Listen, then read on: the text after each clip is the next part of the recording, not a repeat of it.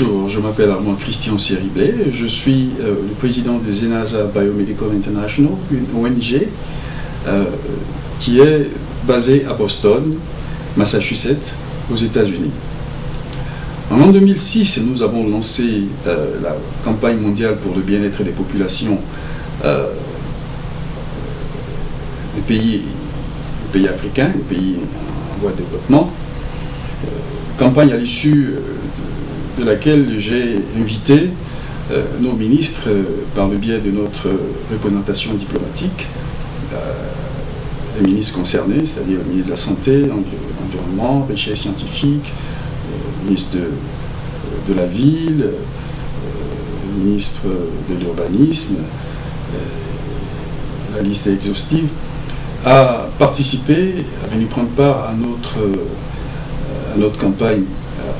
Donc cette campagne était caractérisée par des symposiums au cours desquels on devait débattre les problèmes liés à l'environnement, l'effet de l'environnement sur la santé, sur le développement économique, sur l'agriculture, sur la vie sociale.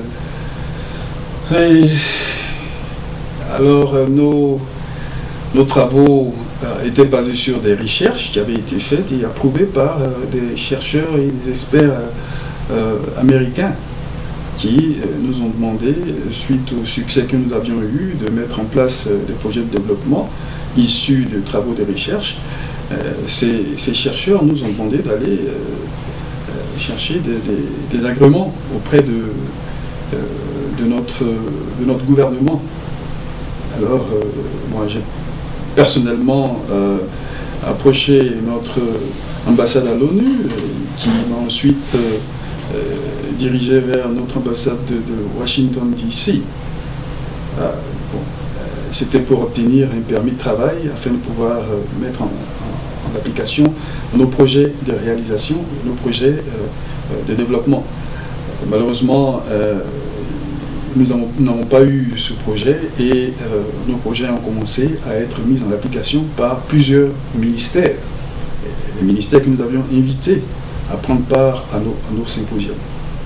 Des centaines de millions de dollars ont été attribués à la Côte d'Ivoire et nous nous réjouissons de ce que notre campagne ait été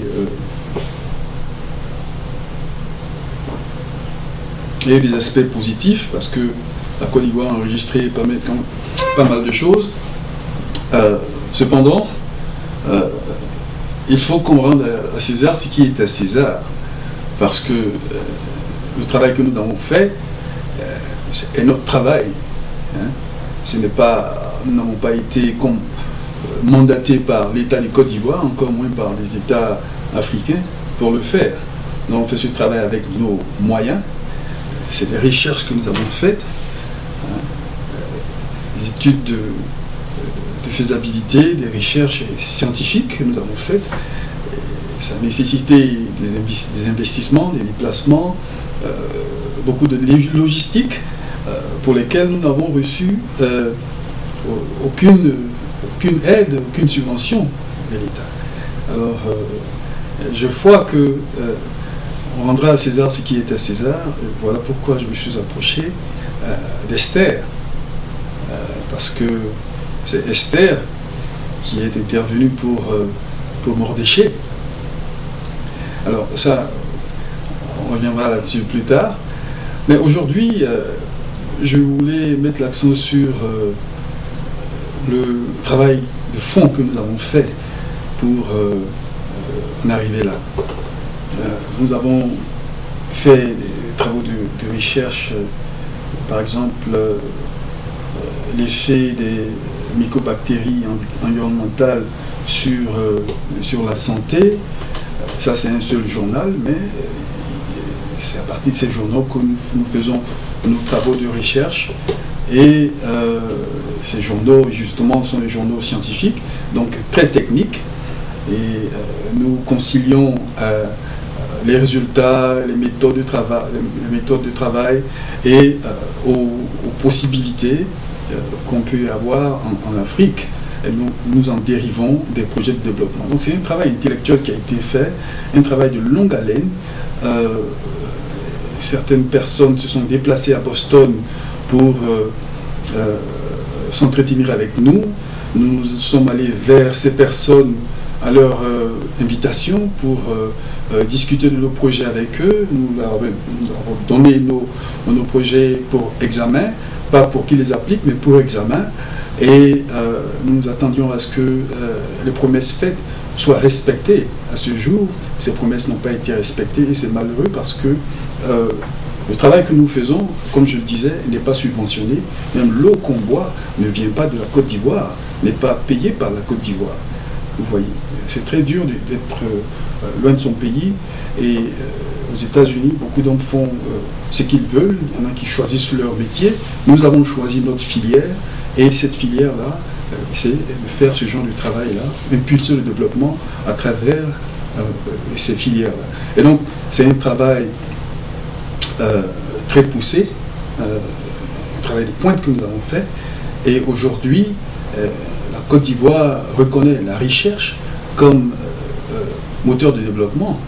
Et ce n'est pas des gens de la rue qui le disent, c'est des gens qui étaient là pendant longtemps et qui ont travaillé avec notre bien cher feu président Houphouët-Boigny pendant des années et qui n'ont jamais reconnu la recherche comme étant un moteur de développement. La liste est exhaustive, mais je ferai le rapport un jour de nos activités.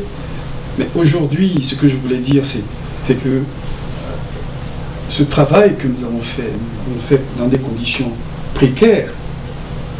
Et quand je dis précaire, ceci n'a rien à voir avec les investissements que nous avions fait au départ.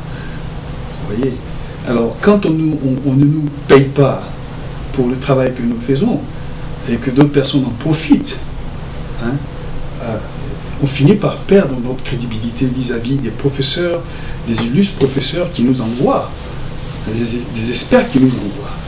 Quand ils vous disent allez-y, et que vous allez, et que vous ne révélez pas avec la réponse, et qu'on vous donne des faux espoirs, eh bien, vous perdez votre crédibilité auprès de ces gens. Vous voyez, c'est très important. Alors qu'aux États-Unis, la crédibilité est très, très, très importante. On ne donne pas sa parole comme ça. Vous voyez, c'est de l'argent. Je fais une petite digression, mais je suis venu aux États-Unis de mes propres moyens la première fois. Et mon tuteur, c'était le directeur adjoint de l'Institut national de cancer, hein, le docteur Charles Smart, père son âme. Mais c'est la crédibilité qui fait de vous ce que vous êtes. Votre dignité repose sur votre crédibilité. On vous donne votre parole, respectez-la. On ne vous demande pas de l'argent, on dit donnez-nous un permis. Alors le ministère de l'Environnement a donné des permis à 18 agences. On a créé un ministère de la ville.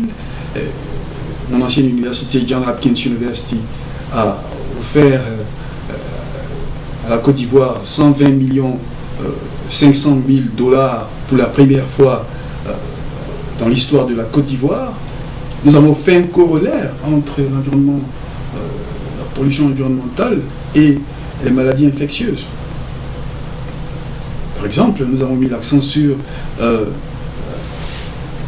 nécessité de l'eau potable, parce que l'eau est vecteur de beaucoup de maladies. Vous voyez? Et le programme PEPFAR finance l'accroissement des capacités, justement les choses que nous voulions faire. On est passé par derrière pour nous couper la route. Ce n'est pas gentil, vous voyez. Ça discrédite même le gouvernement. Alors moi, je le dis, pas parce que je veux indexer ceux qui étaient dans le gouvernement, parce que je ne le reconnais pas. Je m'en prends à l'État. C'est parce qu'il y a un État qui a un gouvernement. Et tout ce qui est autour, c'est dommage, mais je m'en tiendrai de qualifier. Je m'en prends à l'État. Je souhaiterais vraiment que le président de la République fasse ce qui est juste nous avons fait un travail. Ce travail, nos diagnostics ont été usurpés par l'État des Côte d'Ivoire. Et nous souhaiterions que restauration soit faite à cause de l'élan et du travail et l'effort qui a été entrepris pour arriver à la conception de ces projets de développement. Comme je le disais, le président de la République, l'honorable président, vous êtes là aujourd'hui parce que c'est votre tour, mais ce discours que je tiens n'est pas pour vous dénigrer. Ça aurait été un autre président, j'aurais dit la même chose. Donc je m'adresse ici au magistrat, le premier magistrat de mon pays, parce qu'il s'est passé des choses vraiment pas commodes, des choses pas normales. Ce travail que j'ai fait est un programme de gouvernement. C'est pas parce qu'on a un président qu'il ne faille pas préparer la relève. Chacun a une aspiration. Mon aspiration à moi, c'est de diriger mon pays à un moment donné.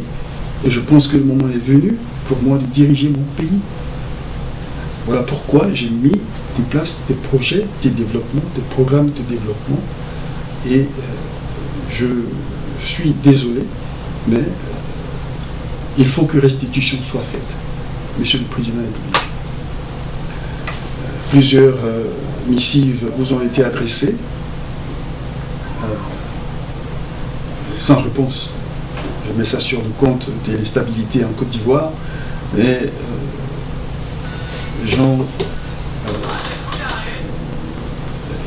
on a tous besoin de vivre.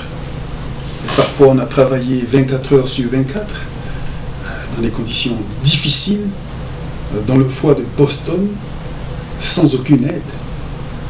Et la Bible même nous dit que les faux espoirs représentent une sorte de prison. Parce que quand vous donnez des espoirs aux gens, vous les libérez. Mais vous les libérez pour ensuite les poignarder. Et c'est justement ces coups de poignard que nous avons reçus depuis le lancement de notre campagne qui ont fait pour but d'aider les autres. Alors, en plus de cette recherche que nous avons faite, nous avons fait des recherches sur les effets de l'exposition d'un individu, par exemple, à la pollution.